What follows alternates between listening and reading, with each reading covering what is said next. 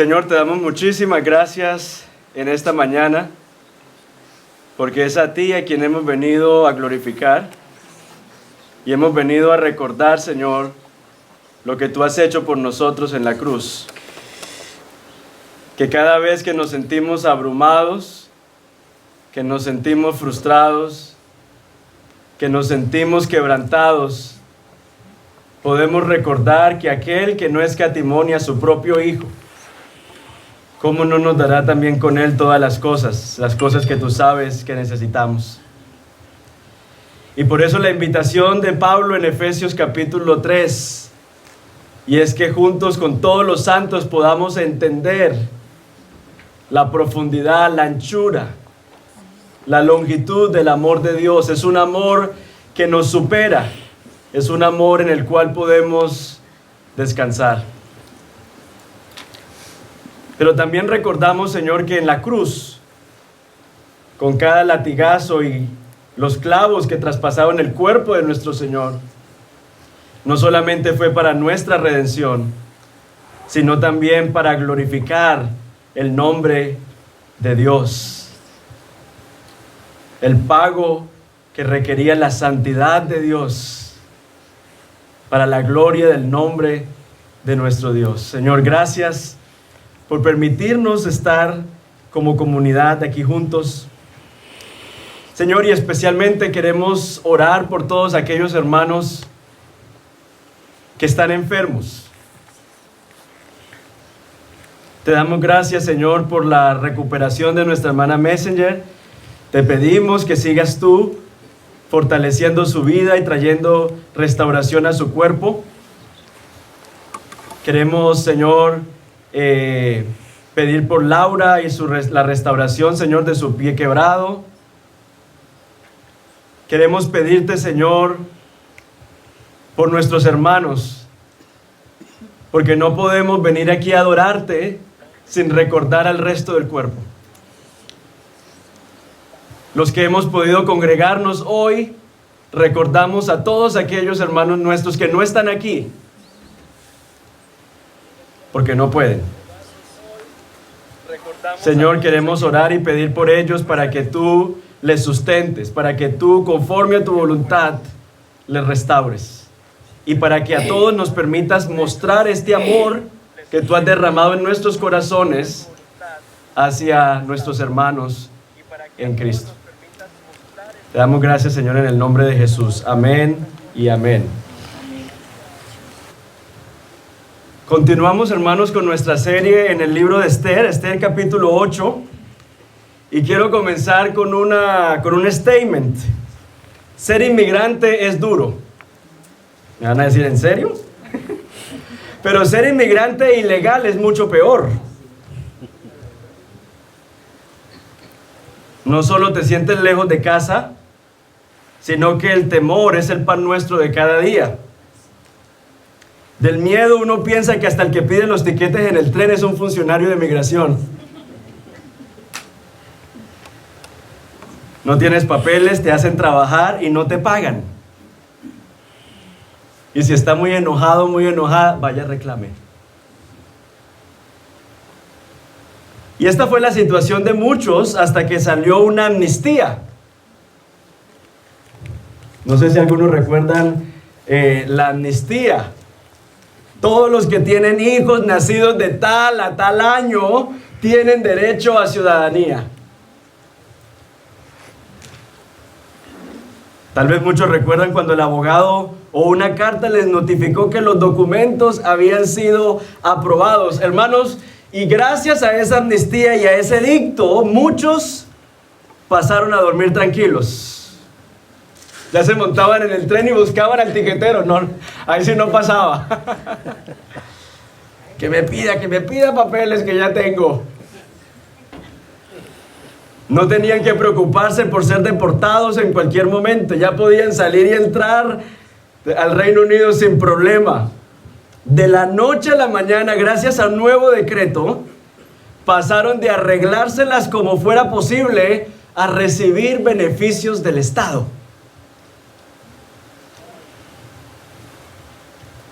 En una amnistía, un decreto abrogó un decreto anterior. Y eso es precisamente lo que vemos en el libro de Esther. En el capítulo que estamos estudiando, hemos estado viendo cómo el pueblo de Dios estuvo bajo amenaza de muerte. Y en medio de esa crisis que tuvieron ellos, estuvieron en oración y ayuno. ¿Qué hace el pueblo de Dios cuando está confundido y cuando se siente contra la pared? Busca en dependencia al Señor. Estuvieron en oración y ayuno. Pero también fueron diligentes. Mardoqueo hizo su parte, hacerle entender a Esther que no podía quedar neutra frente a la situación. Y Esther, aunque al principio no quería estar involucrada, finalmente hizo su parte, preparó banquetes, desenmascaró a Amán. Y uno pensaría que el relato de Esther podría terminar en el capítulo 7. Pues Mardoqueo es exaltado, Amán es empalado y vivieron felices para siempre. Pero el capítulo 8, el escritor se asegura de que veamos los beneficios de la salvación del Señor. O sea, no solamente es que el Señor intervino y los libró, sino que veamos las implicaciones de esa intervención del Señor, de la salvación del Señor, del rescate del Señor. Y quisiera desempacar frente a ustedes de este texto 4 beneficios del rescate de Dios hacia su pueblo. El primer beneficio es que la salvación del Señor revierte las circunstancias. Leemos en Esther capítulo 8 versículo 1: aquel mismo día el rey Asuero dio a la reina Esther la casa de Amán, enemigo de los judíos, y Mardoqueo vino delante del rey porque Esther le había revelado lo que era él para ella. Entonces el rey se quitó el anillo que había recobrado de Amán y se lo dio a Mardoqueo. Y Esther puso a Mardoqueo sobre la casa de Amán. A partir de este momento, la historia de Esther, Mardoqueo y el pueblo judío da un giro. Parece como que Dios chasqueó los dedos y es como si empezara el nudo a resolverse. Si estuviéramos hablando de una película, la torta se voltea, la tortilla española se voltea, pero no necesariamente para desmoronarse. Porque es Dios el que está volteando las cosas, el que está desenredando el nudo. Y lo primero que vemos que se revierte es el estatus. La intervención, la salvación del Señor revierte el estatus. Los bienes de Amán fueron puestos en manos de Mardoqueo. Mardoqueo fue puesto a administrar todo lo que antes pertenecía al enemigo de los judíos, su riqueza, su título, su autoridad. El que antes era acosado porque no se inclinaba, ahora tenía un lugar de honor. El texto menciona de que antes de aniquilar a Amán le quitaron el anillo, y ese anillo ahora es puesto en la mano de Mardoqueo. Ahora, ese poder pasa a manos de Mardoqueo. ¿Y por qué esto es importante? Esto es importante porque, o sea, usted puede decir, listo, sí, a Mardoqueo le pusieron el anillo, ¿y eso qué tiene que ver conmigo?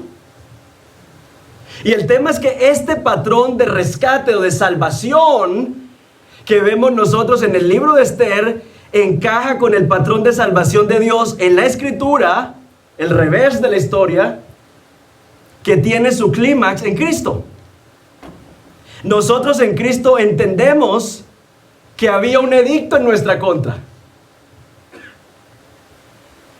que el pecado nos tenía endeudados, nos tenía esclavizados, que había un edicto en nuestra contra. Y por eso Pablo en Colosenses 2 versículo 14 dice que por medio de la obra en la cruz, habiendo cancelado el documento de deuda que consistía en decretos contra nosotros y que nos era adverso, lo ha quitado de en medio, clavándolo en la cruz. Amén. Todos nuestros pecados, todos los decretos que estaban en nuestra contra, fueron abrogados en la cruz. Cristo no cambió el edicto, lo anuló completamente, fue abrogado. Ya no tiene ningún poder contra nosotros. La salvación de Dios en Cristo cambia nuestro estatus. Dejamos de ser bastardos para ser hijos.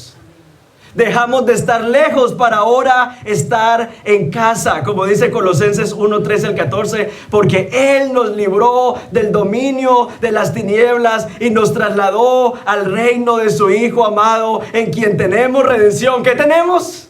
El perdón de los pecados. Podemos dormir tranquilos, porque el Señor nos ha perdonado. La culpa no nos puede secuestrar ni hacernos esclavos una vez más, porque el edicto en contra de nosotros fue cancelado en la cruz del Calvario. Y Satanás no puede decir: Oscar es mío, porque en la cruz del Calvario perdió cualquier señorío o dominio que tenía en mí o en ti. Eso fue anulado en la cruz del Calvario. Por eso es que Pablo en Romanos 8 dice que nada nos puede separar del amor de Cristo. Ni lo alto ni lo profundo, ni poderes ni principados. Es bastante terrorífico pensar en el estado en el que nos encontrábamos hasta que vino el rescate y la salvación del Señor. A veces nosotros estamos preocupados por hacernos valer, por ser reconocidos. Gastamos nuestro tiempo y energía en hacernos sentir y olvidamos que ya tenemos un estatus como hijos salvados, hijos amados. Y que por lo tanto en la cruz lo primero que se revertió fue nuestro estatus. Pero también hay algo muy particular, y es que se revierte la impresión en el texto de Esther que tienen del pueblo de Dios. El texto dice que muchos se hicieron judíos por temor a lo que pudiera sucederles. Y en el capítulo 3 son los judíos los que tienen temor a los persas. O sea que hubo aquí como un revés también del miedo, del temor. Pero cuando decimos que la gente tenía temor al pueblo, el punto no es el pueblo como tal.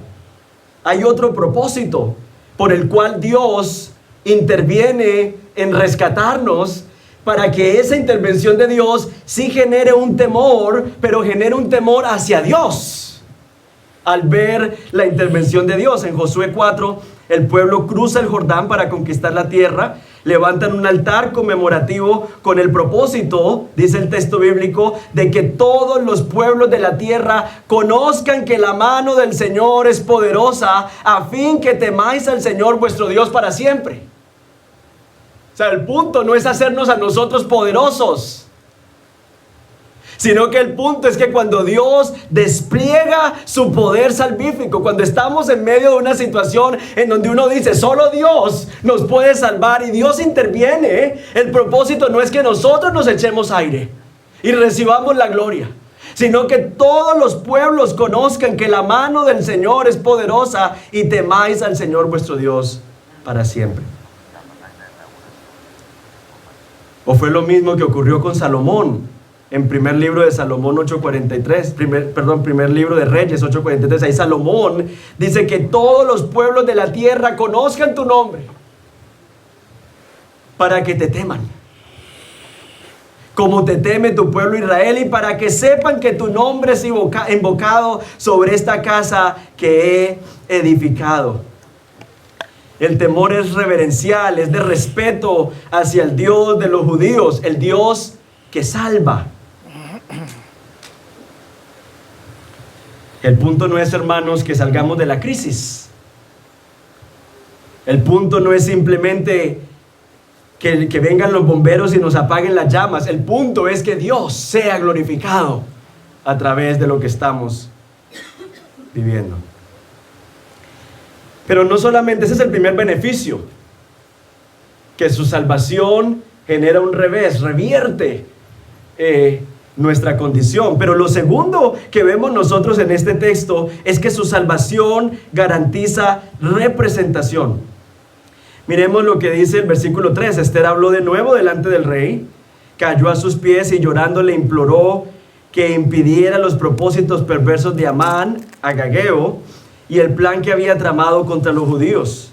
Extendió el rey hacia Ester el cetro de oro, y Ester se levantó y se puso delante del rey, y dijo: si le place al rey, y si ha hallado gracia delante de él, si el asunto le parece bien al rey, y yo soy grata ante sus ojos, que se escriba para revocar las cartas concebidas por Amán, hijo de Amedata, Agageo, las cuales escribió para destruir a los judíos que están en las provincias del rey. Ester ruega y llora delante del rey, en otras palabras, intercede por el pueblo, no solo por sí misma, sino que ruega por un pueblo entero en representación del pueblo. Y es curioso porque cuando uno lee lo que sigue después del versículo 5, es lo mismo que ocurre en el capítulo 3, versículos 12 al 15. Cuando dicen que hay un edicto contra los judíos, empiezan a todas las provincias a escribir con el sello del rey, precisamente eso, que los judíos tal día van a ser exterminados. Y aquí ocurre lo mismo, pero es abrogando el edicto. Y veo yo que hay una urgencia. Hay una urgencia en el primer envío, hay una urgencia de muerte. Van a morir todos los judíos y entonces todos salen a contar, a llevar la noticia. Pero ahorita hay una urgencia de buena nueva. De buena nueva, porque como el Señor ha intervenido, entonces hay urgencia de ir a contar. Todos deben saberlo, que hay esperanza para todos los que tenían los días contados. Los judíos tenían los días contados, pero gracias a este edicto, los que tenían los días contados ahora pueden seguir viviendo. Y yo creo, pensando en nosotros, que la cruz del Calvario y ese edicto que fue anulado genera esta misma urgencia de salvación. Nosotros vivimos rodeados de personas que tienen los días contados, aunque no lo sepan. Y nuestro llamado es a ir a anunciar el mensaje de esperanza, es a ir a contar que el edicto ha sido revertido en Cristo. Hay una buena noticia que tenemos para contar. Y en este texto, Ester es intercesora, está intercediendo a favor del pueblo. Y de la misma manera, la salvación del Señor nos ha dado a Cristo como nuestro intercesor. Dice Hebreos 9:14 que Él es el mediador de un nuevo pacto, a fin de que habiendo tenido lugar una muerte para la redención de las transgresiones que se cometieron bajo el primer pacto, los que han sido llamados reciban la promesa de la herencia eterna. La salvación en el libro de Ester fue temporal, pero la salvación ofrecida en Cristo es permanente y eterna. Nosotros tenemos un mejor intercesor, porque nuestro intercesor es Jesucristo, y Jesucristo sabe y entiende cómo nos sentimos, porque como dice el libro de Hebreos, experimentó, sintió en la humanidad, fue tentado en todo sin pecado. Así que por eso nuestro intercesor sabe cómo pedir y cómo pedir ante el Padre, porque se puede identificar con nuestra pequeñez, con nuestra fragilidad, con nuestra vulnerabilidad.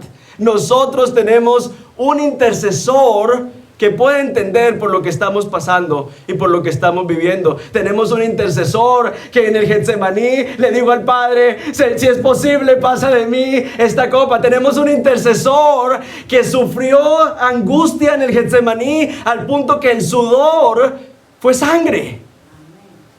Tenemos un intercesor perfecto, un intercesor que puede comprender lo que estamos viviendo, pero es un mejor intercesor porque es Dios.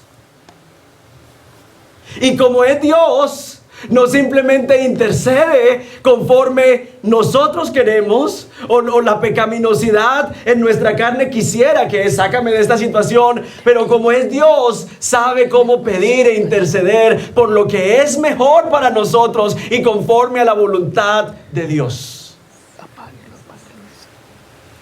Qué bendición que mientras nosotros estamos en prueba, mientras nosotros estamos pasando por la inmunda, estamos en un hueco, tenemos a alguien que está intercediendo por nosotros. Un gran beneficio de la salvación del Señor. No importa cuán oscuros sean nuestros días, tenemos la esperanza de su salvación en medio del hambre, de la persecución, del sufrimiento. Es la intercesión de Jesús la que nos sostiene.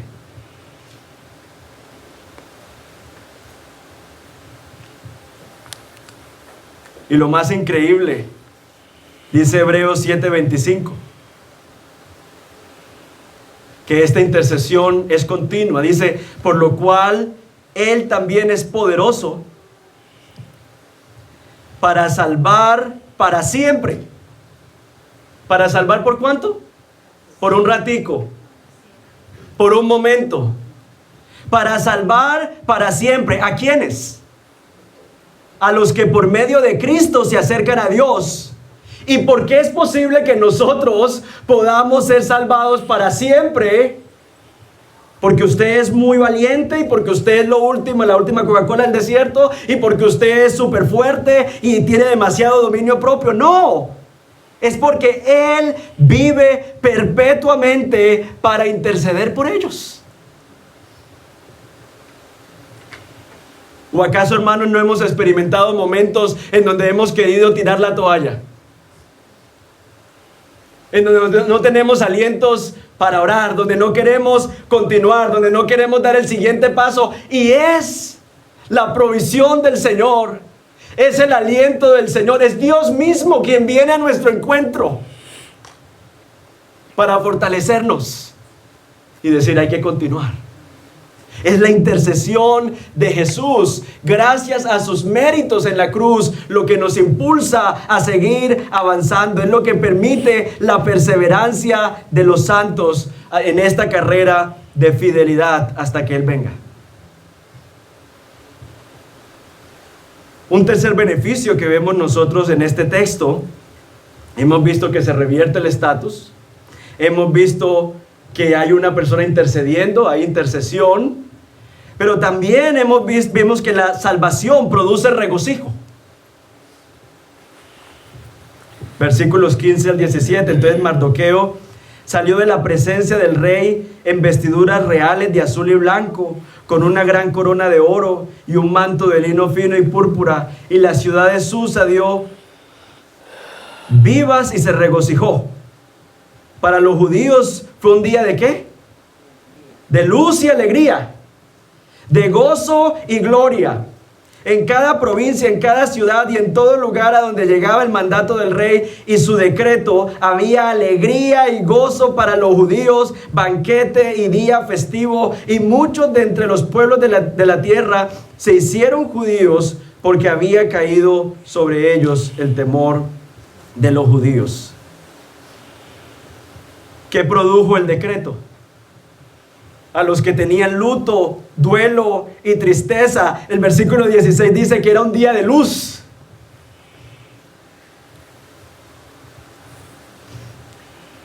Claro, a ellos les gusta celebrar, ¿cierto? Los judíos hicieron banquete y días festivos. No se privaron de celebrar, porque celebrar nos conecta con el otro. Celebrar nos estimula. Celebrar afianza nuestros propósitos y nos permite recordar las bondades de Dios. Si hablamos biológicamente, nuestro cerebro, cuando celebramos, libera dos sustancias, dopamina y oxitocina, que son las que nos dan esa sensación de placer y felicidad. Dios nos diseñó para que la celebración sea parte de nuestra vida. No hay que abstenerse de celebrar cuando hay un buen motivo.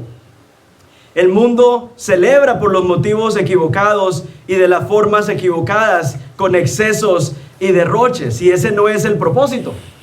Por ejemplo, ustedes se sorprenderán, pero en Colombia, el Día de la Madre en mayo es uno de los días de mayor criminalidad en todo el país. Tenemos esa rara manera de convertir la fiesta en tragedia. Pero los que caminamos con Jesús, celebramos con la perspectiva correcta y la motivación correcta. Celebramos el cumpleaños porque es nacimiento, porque es Dios el que da la vida. Celebramos una graduación porque Dios ha sido fiel durante los años de estudio. Celebramos un matrimonio porque sabemos que solo por la bondad de Dios 2 pecadores pueden permanecer juntos por más de un año.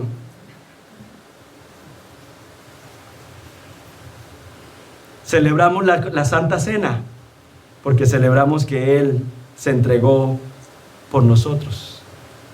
Celebramos porque finalmente la celebración no se trata de nosotros, sino de Él. Celebramos lo que Él hace en nuestras vidas.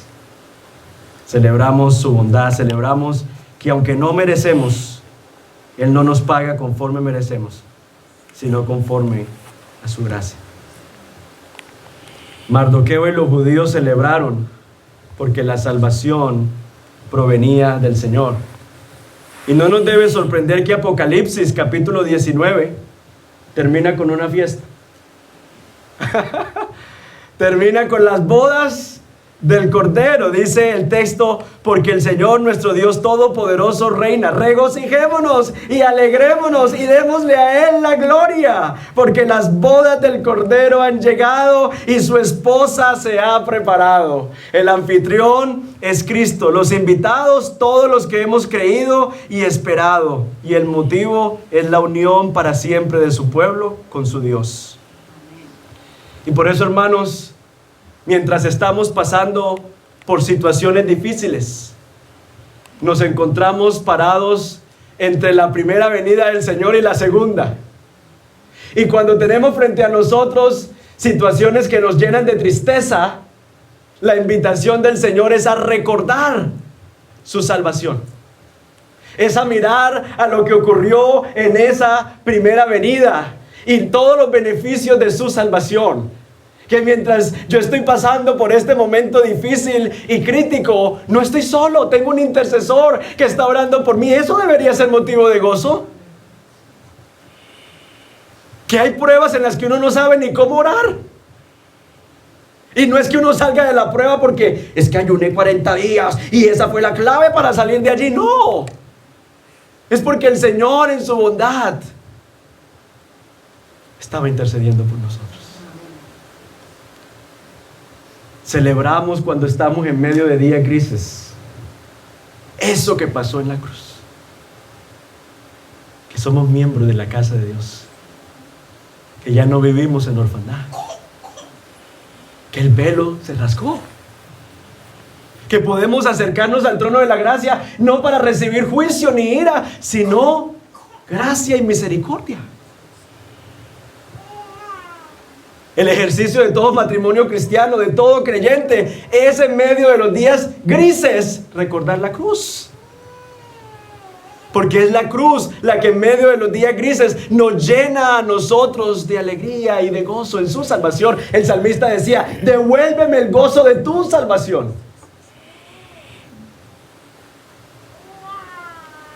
Pero recuerden que nos encontramos en medio de la primera y la segunda venida. Y cuando uno también está viendo los días grises, uno tiene que mirar hacia adelante y decir: Señor, vendrá un día en el que tú limpiarás toda lágrima, y en donde no recibiremos más malas noticias por WhatsApp, y en donde no tendremos que enterrar y no tendremos que llorar, y en donde no vamos a escuchar la palabra cáncer más, y en donde podremos disfrutar eternamente de tu bondad. Miramos hacia atrás y miramos hacia adelante, y eso es lo que nos produce a nosotros regocijo.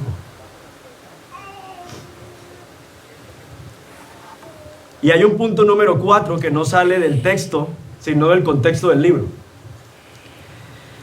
Y es que la salvación del Señor pone a Dios en el centro.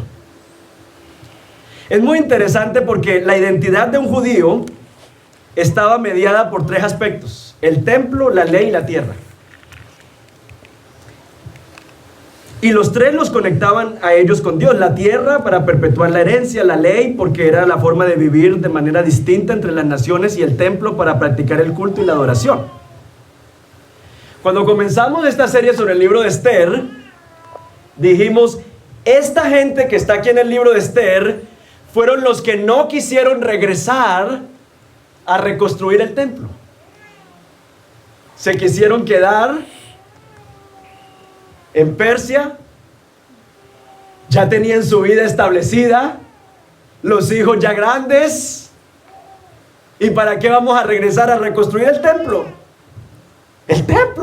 Para reconstruir el templo. Este fue el grupo, o sea, regresó un remanente y la mayoría de la gente se quedó en Susa, se quedó en el imperio persa. No quisieron regresar a reconstruir el templo, no quisieron regresar pensando en la tierra. Y luego nos vamos a dar cuenta que esta gente no guardó la ley del Señor. Esdras 9:1 lo describe así: el pueblo de Israel, los sacerdotes y los levitas no se han separado de los pueblos de la tierra y sus abominaciones, sino que han tomado mujeres de entre las hijas de ellos, y el linaje santo se ha mezclado con los pueblos de la tierra. Hemos abandonado tus mandamientos.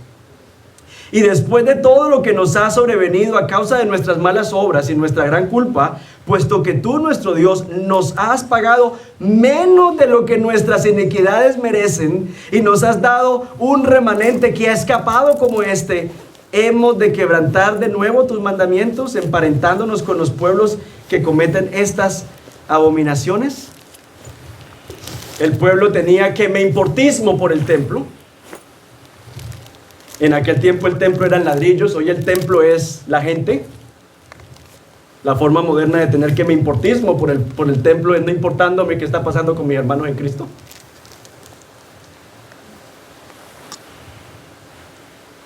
La gente se adaptó a vivir, volcó sus vidas hacia ellos mismos.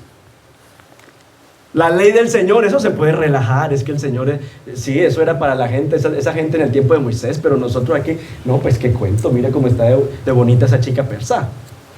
Y empezaron a casarse entre, no es que el Señor sea racista, era un asunto de idolatría, era un asunto de adoración.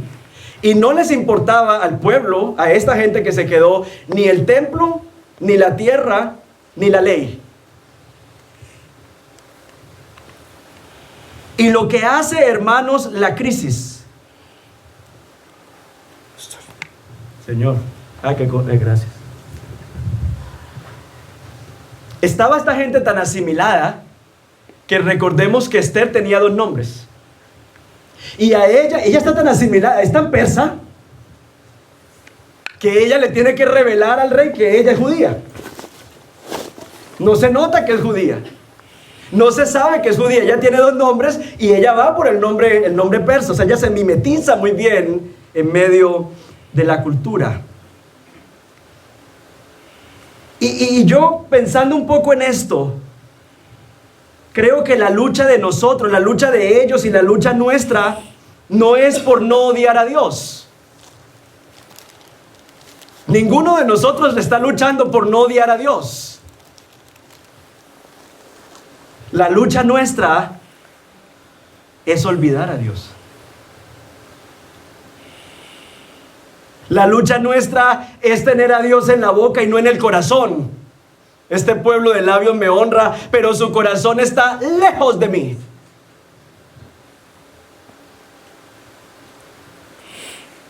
La estrategia no es que odiemos a Dios. El enemigo no dice, voy a hacer que Daniel odie a Dios.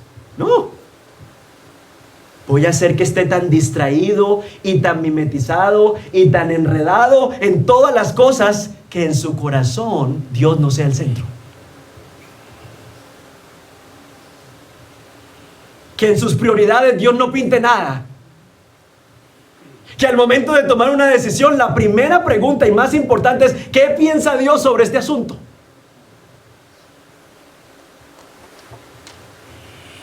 Y lo que hace la crisis, bendito sea el Señor por algunas crisis. Lo que hace la crisis es llevar al pueblo de Dios a ayunar y a orar. Tenemos que buscar a Dios. Tenemos que volver a Dios. No podemos vivir como estamos. Con la sabiduría que tengo, no me da, no soy capaz, no sé cómo resolver este asunto. Tenemos que volver a Dios. Y por eso es debido a la crisis que empiezan los judíos en todos los lugares a orar y a ayunar para pedir la intervención del Señor. La crisis llevó al pueblo a que sacara a Dios del baúl en el que lo habían metido y lo pusieran en el centro otra vez de su vida. Él se reencuentra con el pueblo a través de la crisis para que recuerden el pacto, para que restablezcan su fidelidad y confianza en Él. La crisis en ocasiones, hermanos, es necesaria porque nos recuerda lo esencial. Nos trae de vuelta a Dios.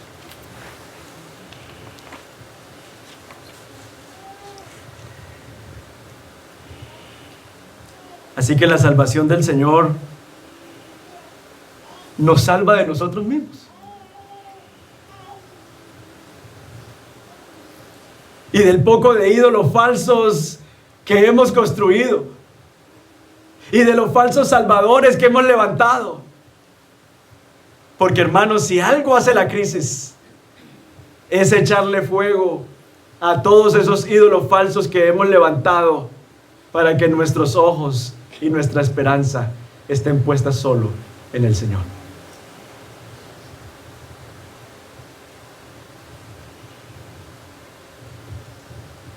Recuerdo tanto ya voy a terminar. No, sigo. No. Venga, toma agüita.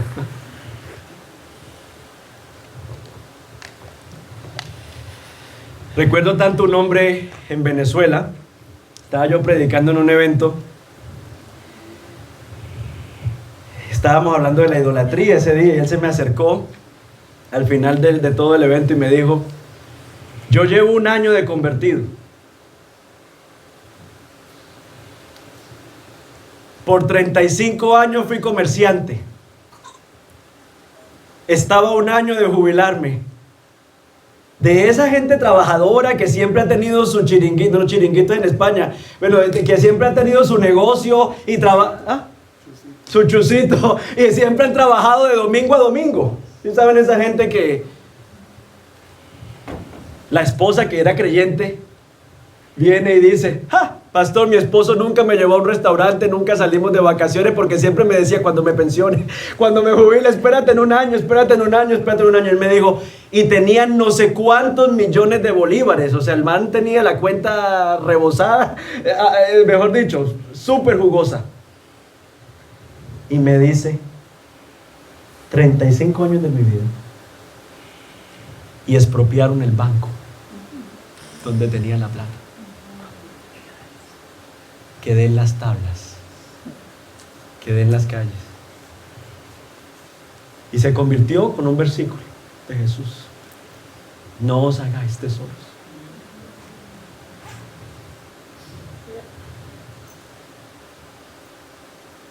Que a veces nuestra seguridad está en las 4 casas allá en Ecuador, y en que tenemos esto y tenemos aquello.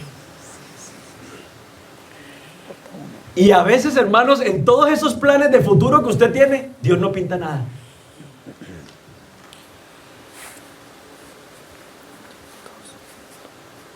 Y el Señor, en su misericordia, usa la crisis para quebrar nuestros ídolos, librarnos de nosotros mismos y ponerse en el centro. Porque es cuando Dios está en el centro que la vida del ser humano encuentra propósito, encuentra sentido, tiene un pilar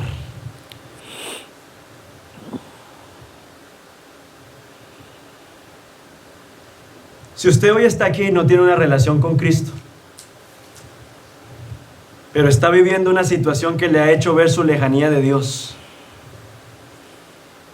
si en medio de la crisis usted se siente huérfano y piensa que tiene que enfrentar la vida solo,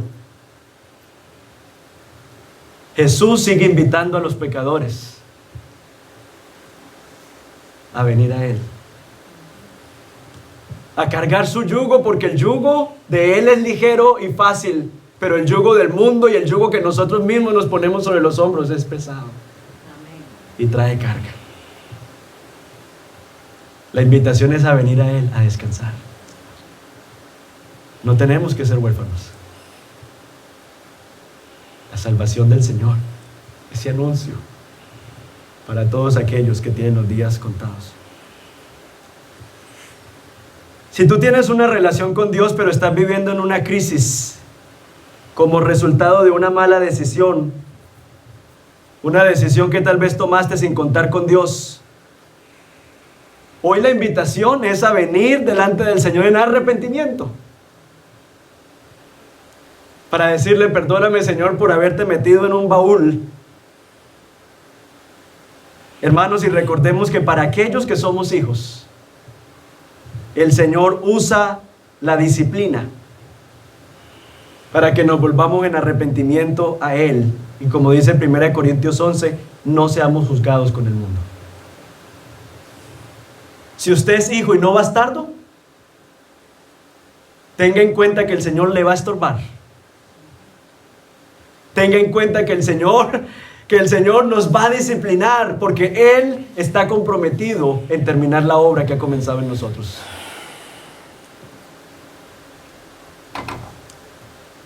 Y si usted tiene una relación con Dios, pero está sufriendo como resultado del mundo quebrado en el que vivimos, ore, ayune, fortalezcase en el Señor y espere del Señor su salvación.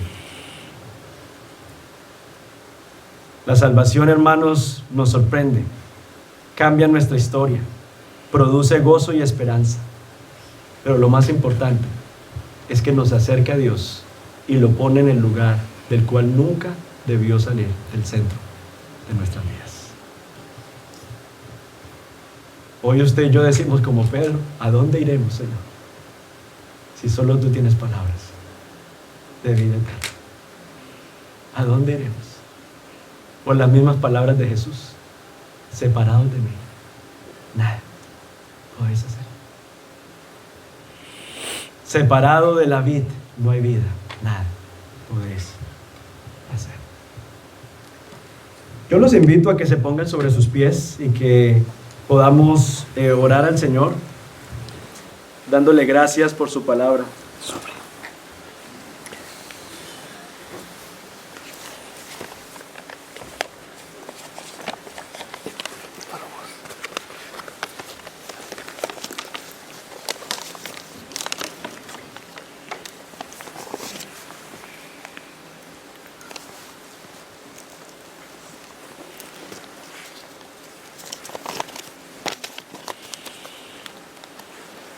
Gracias te damos, Señor,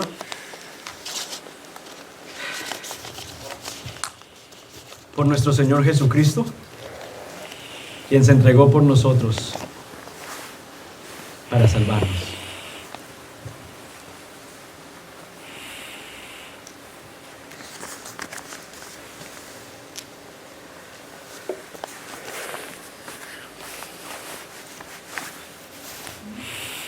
Gracias, Señor, por redimirnos, por cambiar nuestro estatus, porque hoy tenemos un intercesor y porque podemos tener gozo en medio de las pruebas. Perdónanos, Señor, por todos esos ídolos que levantamos y perdemos de vista la cruz y perdemos de vista tu segunda venida.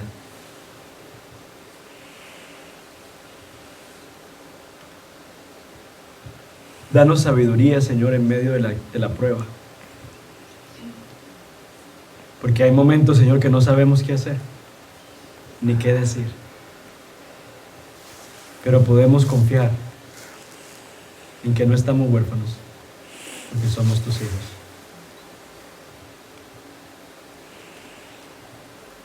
Señor, permítenos salir de este lugar con la urgencia de contar la buena noticia de que hay salvación en Cristo, de que el edicto que había en nuestra contra ha sido abrogado y que hay un nuevo edicto, y es que ahora hay salvación y esperanza en Cristo Jesús.